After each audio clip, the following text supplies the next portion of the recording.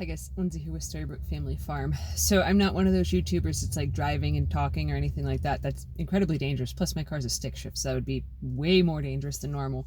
I'm actually just filming in the car because right now Tracy is at her therapy appointment for her knee. So I figured I'd give you guys a bit of an update just because I haven't filmed in a while and there's been a lot that's been going on. So let's backtrack. On Saturday, Tracy and I actually took Lucky, our goat, the problem child, the one that dragged me through the barn hurting my knee. We actually took him up to my uncle's house because we were going to get rid of him, which was a very difficult decision for us to make. Lucky has pretty much been my baby the whole entire time we've had goats. We've had him and all the others for 3 years now, and he's just been basically what really warmed my heart to goats to begin with. So after getting there and dropping him off somewhat, not really, but he was still on a leash, and I was walking him around to show him around and all that stuff.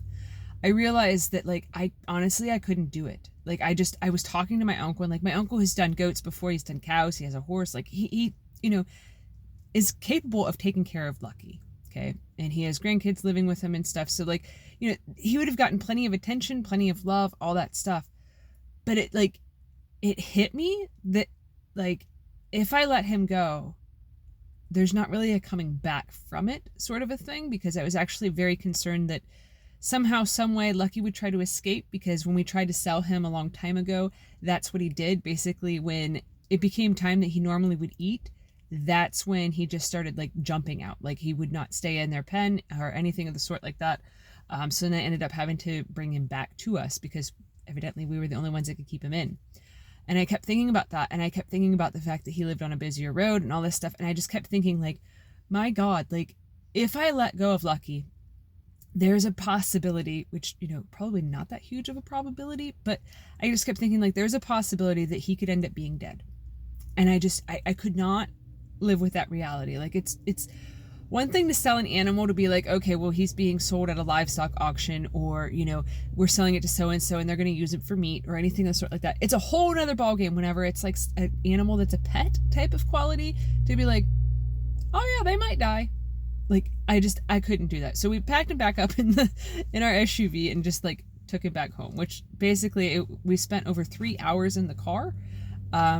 And drove 125 miles round trip, something ridiculous like that, just to basically drop off 3 little chicks to my uncle. So it was kind of a long day spent in the car. But it basically gave Lucky a pretty big attitude adjustment. He's been much sweeter, much nicer than normal to the other goats, much more gentle. So we actually are able to get Rosie's babies out of the barn now, so that way Rosie and her babies can go outside. I can't post a picture. For some reason, YouTube's getting really difficult for me to post pictures on to the community tab, so I can't do that. But I actually got a really cute picture of Lucky in his cage with Dandy, the little baby bottle goat that we have right now. They were actually nose to nose in the cages together. It was very super sweet. But so yeah, Lucky's been doing well with all the other babies, so that's not an issue. And then on Sunday, our son Willie, he graduated high school, so he was our youngest, so we are done skis with that whole situation. So it's kind of it's been a weird week. It's just been a weird feeling of transitioning and closing chapters and opening new chapters up. So we've also been dealing with the bottle baby, and then Roscoe, our dog, had surgery this past week. He had a big chunk of his ear cut out, and since yesterday, actually, he ripped out the rest of his stitches. So now it's just this big, flap, bloody... I don't do well with blood at all, and I keep telling him, I'm dude, keep it covered. I can't look at you right now. I can't.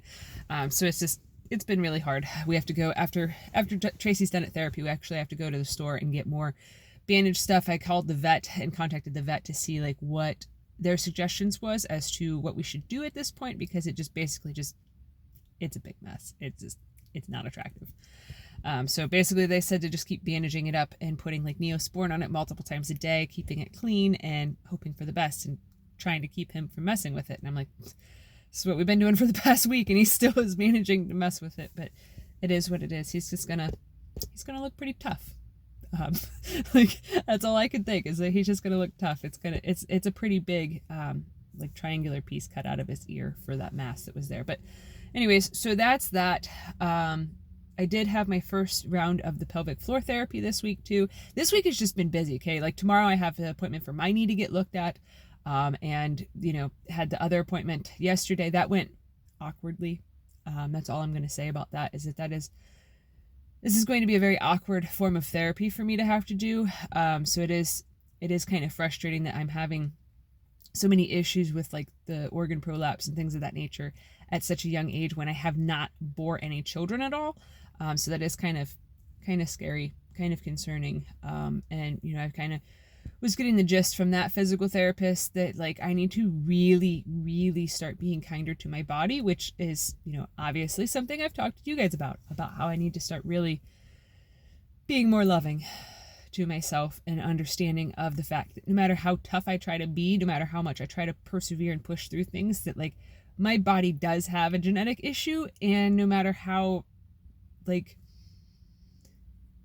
look at it, it still is a contending factor. It's not like one of those things of, like, oh, I stubbed my toe, it'll get better if I quit whining about it. It's one of those things of, I'm forever going to have to keep dealing with this and learning how to really love myself through it. So it's been a challenging last couple of weeks, actually, like since hurting the knee and doing all this stuff, which it is getting somewhat better. I definitely think something's still wrong with it because I am having a lot of issues with rotating it. Like there's a lot of instability if the knee has to rotate or twist. So that's concerning. I will let you guys know after my doctor's appointment tomorrow what's going on with that. But the physical therapist that I seen for the other therapy yesterday, she was mentioning that I'm probably going to have to be in rehab again for my knee. And I'm like, I can't do so many appointments every single week. Like it's disrupting my routine so badly and disrupting my flow really badly that I don't know where I'm coming or going or anything of the sort. So it's been tough. But so I did get on Monday, I got